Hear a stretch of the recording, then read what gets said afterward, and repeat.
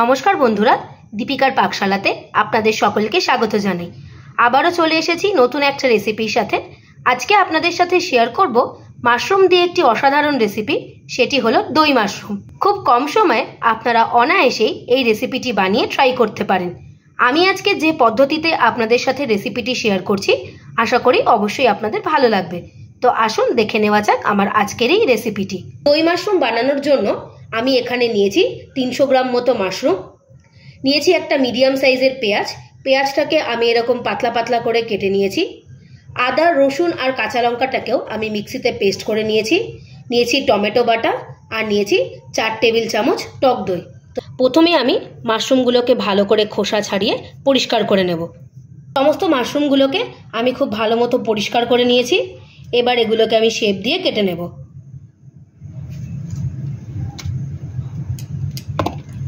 সমস্ত মাশরুমগুলোকে আমি এরকম দুফালি করে কেটে নেব। সমস্ত মাশরুমগুলোকে আমি ভালো মতো ধুয়ে পরিষ্কার করে নিয়েছি। এবার এগুলোকে আমি ম্যারিনেট করে নেব। তার জন্য প্রথমেই বোলের মধ্যে আমি মাশরুমগুলোকে দিয়ে দেব। এর মধ্যে দেব পরিমাণ অনুযায়ী টক দই। আমি এখানে 4 চামচ টক দই নিয়েছি, তবে দইটা অবশ্যই আপনারা আপনাদের পরিমাণ মতো ব্যবহার করবেন। দেব আদা, রসুন আর কাঁচা লঙ্কার পেস্ট। দেব টমেটো বাটা। আমি এখানে একটা মিডিয়াম সাইজের টমেটোকে ভালো করে মিক্সিতে পেস্ট করে নিয়েছি। দেব 1 টেবিল স্পুন লবণ।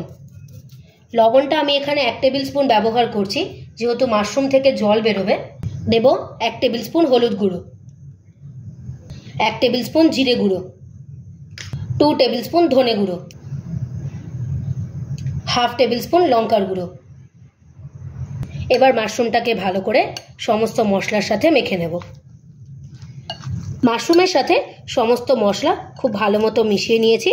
সমস্ত মশলাও ভালো মতো মাশরুমের সাথে মিশে গেছে। 10-15 মিনিটের জন্য ভালো মতো রেস্টে রেখে দেব। ফিরে এলাম 10 মিনিট পরে। এবার ঢাকাটা খুলে নেব। দেখুন, মাশরুমটা কিন্তু খুব সুন্দরভাবে ম্যারিনেট হয়ে গেছে। যেহেতু আমি লবণ দিয়েছিলাম, তাই মাশরুম থেকে জলও ছেড়ে দিয়েছে। দই মাশরুম বানানোর জন্য কড়াই দিয়েছি সর্ষের তেল।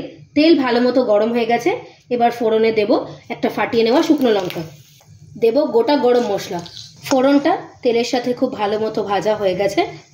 এবার এর মধ্যে দেব কুচিয়ে রাখা পেঁয়াজ। পেঁয়াজটাকে ভালো করে তেলের সাথে মিশিয়ে নেব। পেঁয়াজের উপরে দেব সামান্য পরিমাণে একটু লবণ।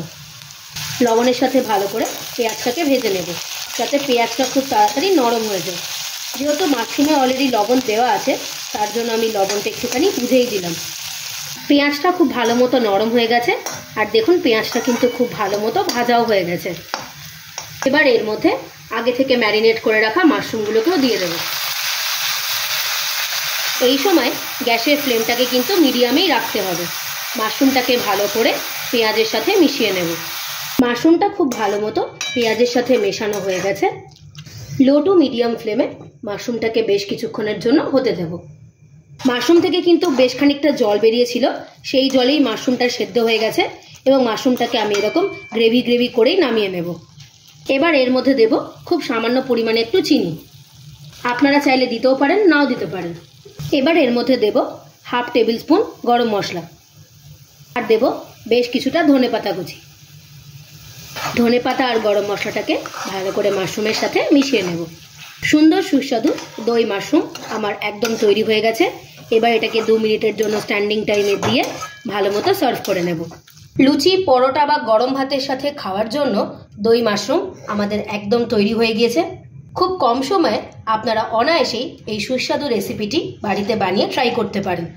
রেসিপিটি যদি আপনাদের ভালো লেগে থাকে, অবশ্যই একটা লাইক করে দেবেন আর আমাকে কমেন্ট করে জানাবেন রেসিপিটি আপনাদের কেমন লাগলো।